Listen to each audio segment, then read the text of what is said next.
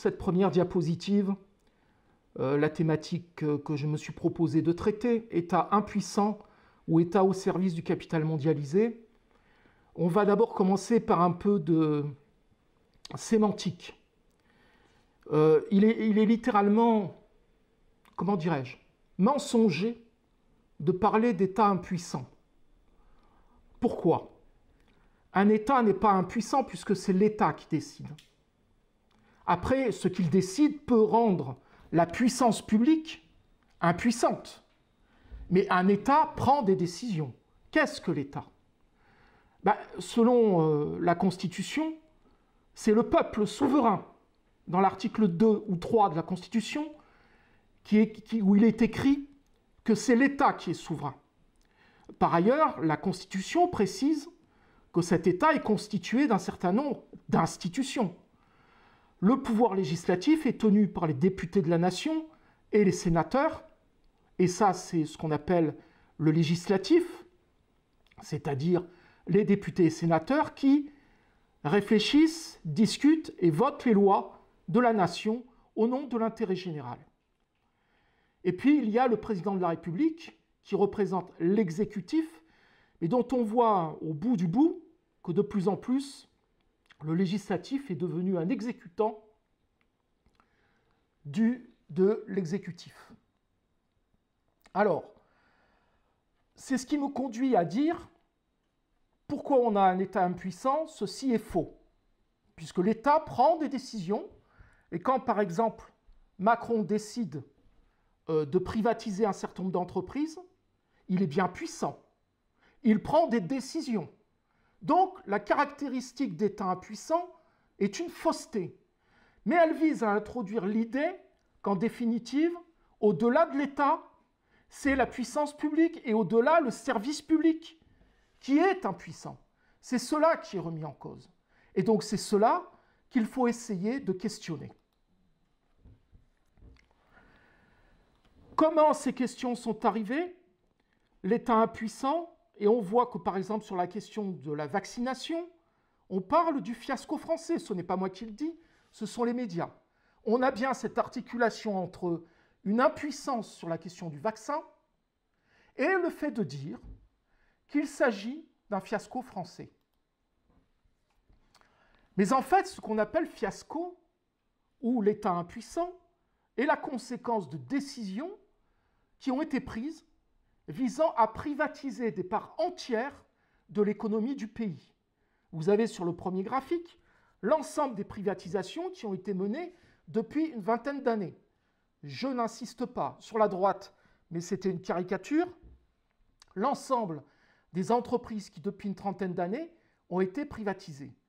Or, si vous voulez, dans ces données, on a certes les montants bruts, mais on ne visualise pas ce que cela représente vis-à-vis de l'économie réelle, c'est-à-dire la société. Voilà enfin un graphique qui nous permet d'avoir une visualisation de la matérialisation des privatisations, où l'on voit que les immobilisations passent de 45% en 1986 à environ 15% aujourd'hui. Idem pour la valeur ajoutée, qui baisse de manière considérable, et idem pour les emplois du service public et du secteur public industriel. Donc on voit bien que les privatisations ne sont que le transfert de l'activité publique vers le secteur privé. Ce qui évidemment permet d'expliquer l'affaiblissement de l'État. Alors voilà des graphiques aussi que la Pujadas Company ne vous montrera jamais. Vous avez à gauche l'évolution de l'emploi industriel en France.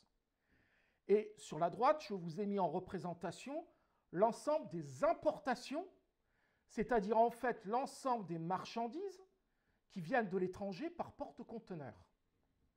Et on peut faire l'articulation entre les deux, c'est-à-dire on aurait pu se dire en étant écologique, à la limite, la baisse de l'emploi industriel est quelque chose de positif, parce que ça va diminuer l'activité industrielle, et donc ça va avoir un bienfait pour la nature, l'environnement, et l'humanité elle-même.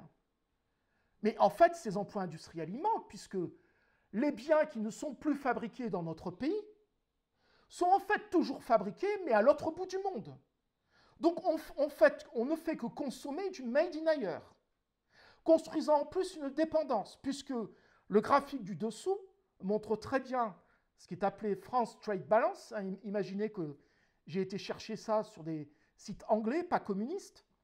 Donc le déficit commercial ne cesse d'augmenter, empêchant en même temps ce qu'on appelle la hausse des salaires, puisque toute hausse des salaires, notamment pour les bas salaires, ne ferait que se traduire par une nouvelle augmentation des importations, chacun étant obligé d'acheter à bas prix. C'est l'articulation de ces trois graphiques qui permet de visualiser à quel point nous sommes en situation de construction de dépendance. Pour opposer les neurones, je vous ai mis ce qui se passe aujourd'hui, à savoir que l'immobilier logistique, c'est près d'1 million de mètres carrés livrés en blanc entre 2020 et 2021. Mais qu'est-ce qu'on appelle l'immobilier logistique? En fait, on est en train de substituer à l'industrie qui existait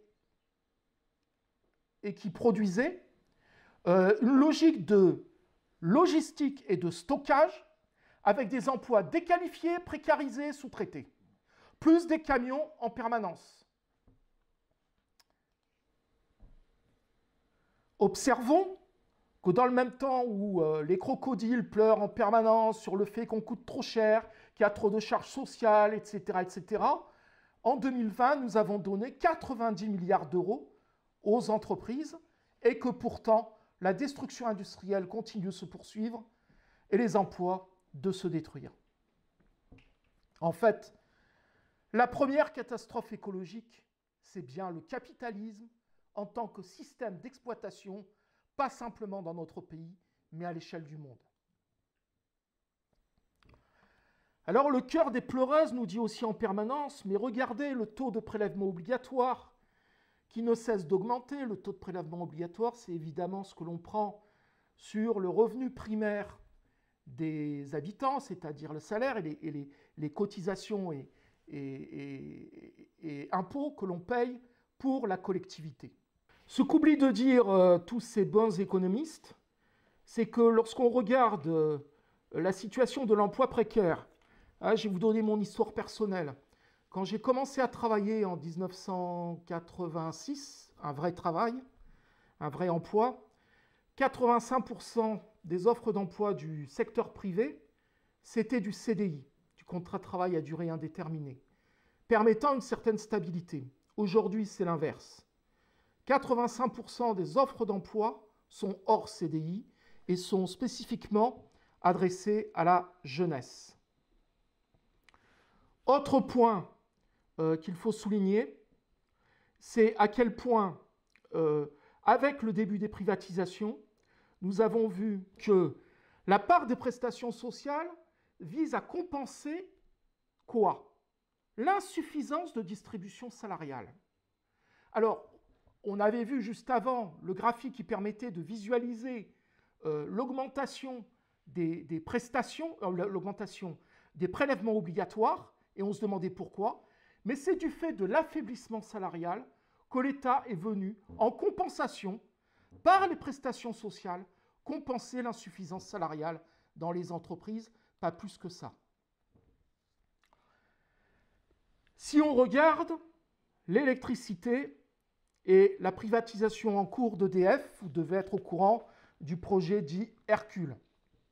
On voit à quel point, alors que la concurrence nous était vendue comme devant permettre une baisse des prix et la liberté pour le consommateur, on voit une augmentation de 50% en quelques années du prix de l'électricité, sans que cela ne règle le problème de l'énergie, ni le problème de la consommation des ménages.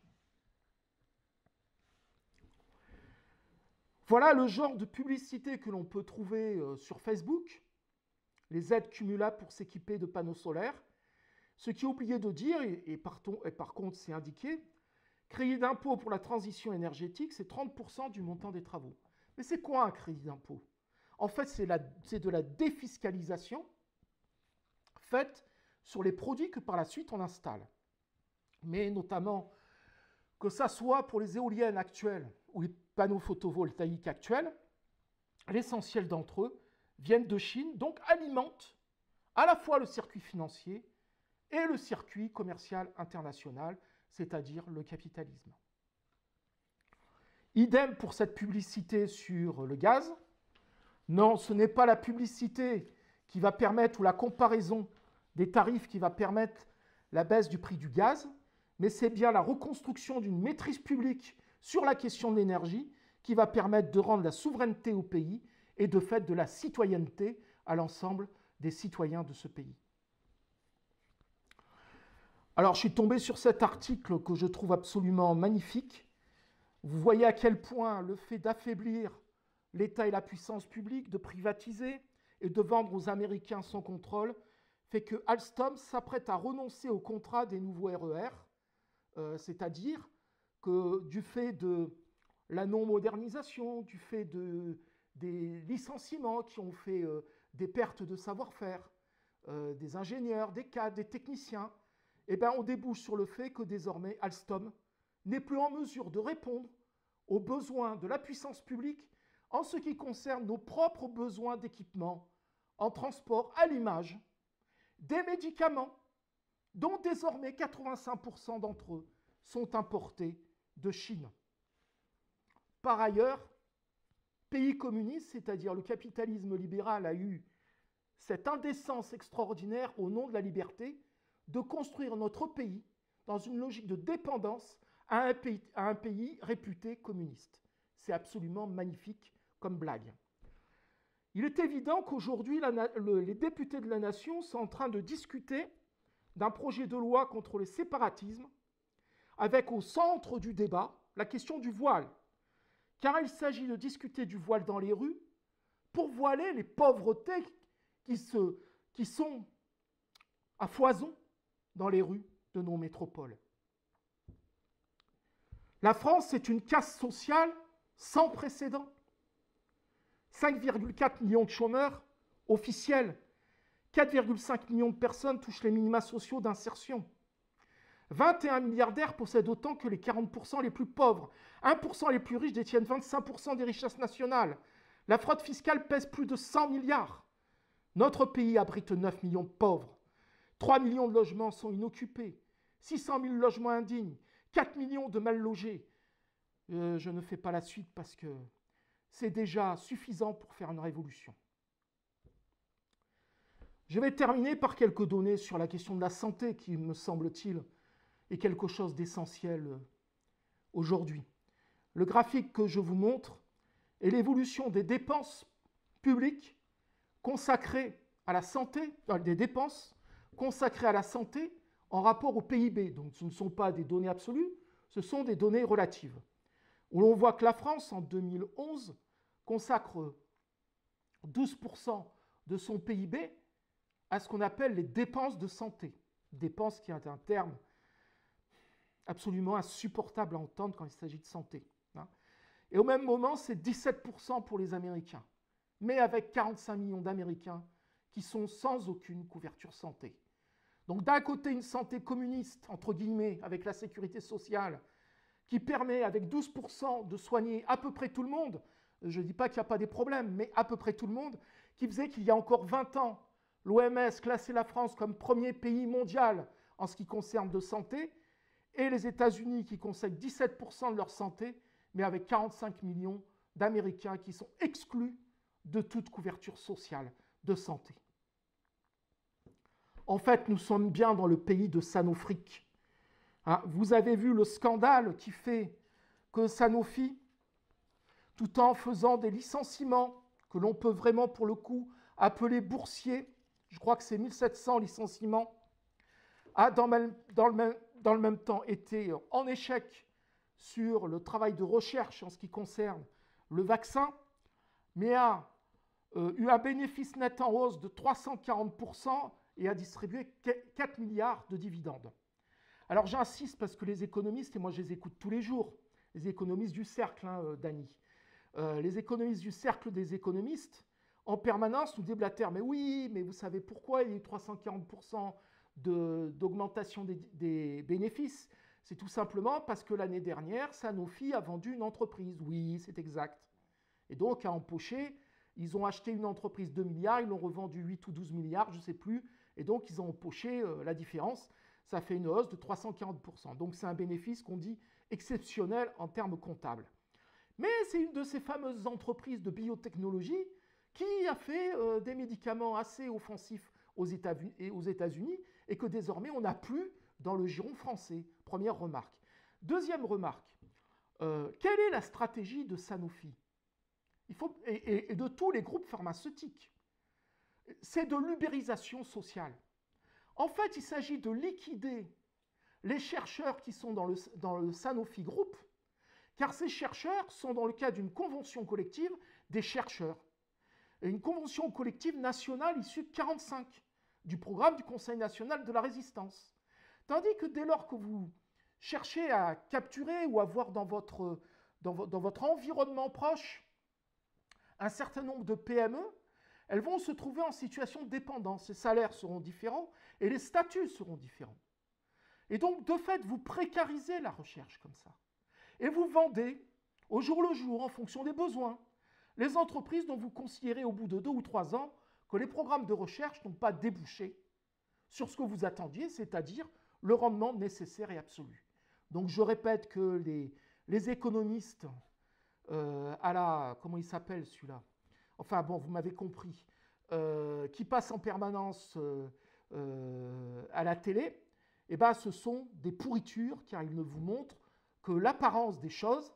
Je voulais parler de Pascal Perry, puisque son émission Périscope, vous savez à quoi sert un périscope?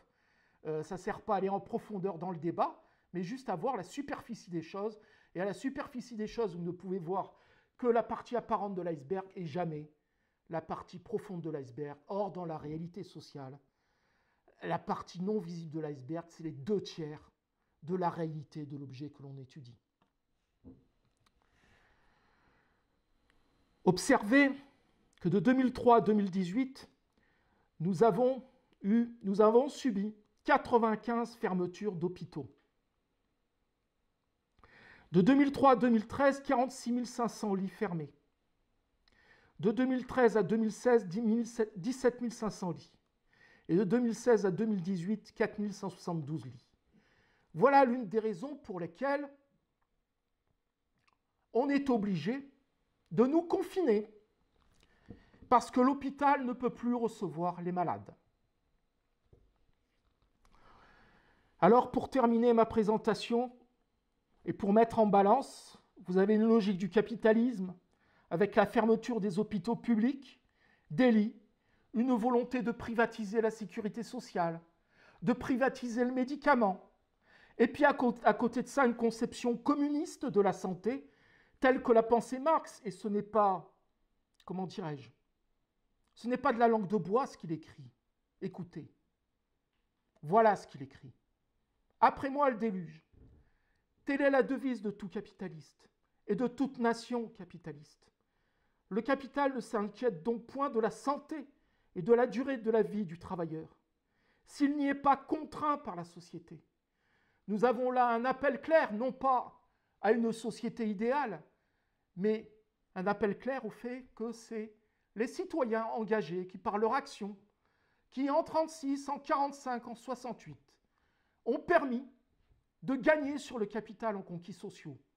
Il n'y a donc pas, pour terminer, d'État impuissant, mais un État au service du capital mondialisé, et dont le seul objectif est de donner au capital ce que sont nos pépites publiques. Merci.